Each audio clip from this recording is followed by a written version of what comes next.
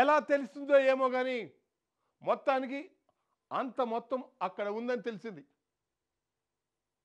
ఎంత మొత్తం అంటే అక్షరాల ₹1,00,00,000 ప్రాపర్టీ. వచ్చేశారు, దర్జాగా దోచేశారు, వెళ్ళిపోయారు. మరి అక్కడే అంత మొత్తం ఉంది అని ఆ ముఠాకు ఎవరు చెప్పారు? కూతురు పెళ్లి కోసం భద్రంగా దాచిన ఆ సొమ్ము ఇప్పుడు మాయమైపోయింది. ఈ మిస్టరీ వెనుక ఉన్నది ఎవరు?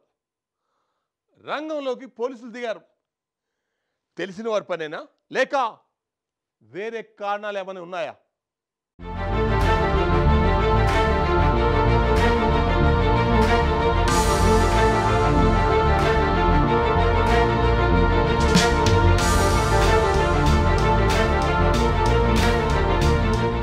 అనంతపురం జిల్లాలోని సవేరా హాస్పిటల్ సమీపంలోని రాజహంస విలాసులో భారీ చోరీ ఘటన చోటు చేసుకుంది.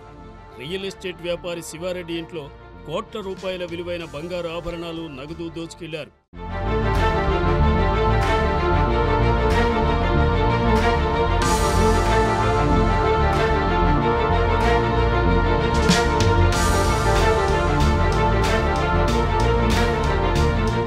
శివారెడ్డి ఇంట్లో దాచి ఉంచిన 3.50 కోట్ల రూపాయల బంగారు ఆభరణాలు, 25 లక్షల రూపాయల నగదు దోచుకున్నారు. వీటిని ఫిబ్రవరి 7న తన కూతురు వివాహం కోసం దాచి ఉంచినట్లు శివారెడ్డి తెలిపారు.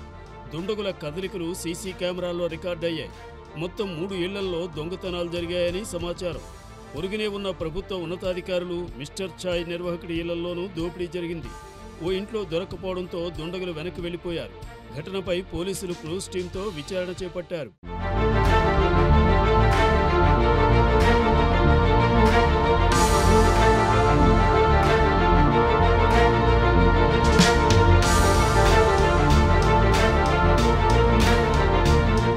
చోరీ ఘటనపై బిజినెస్ మ్యాన్ శివారెడ్డి మాట్లాడుతూ, నా కూతురి పెళ్లి కోసం ఉంచిన బంగారాన్ని దొంగలు దోచుకెళ్లారు.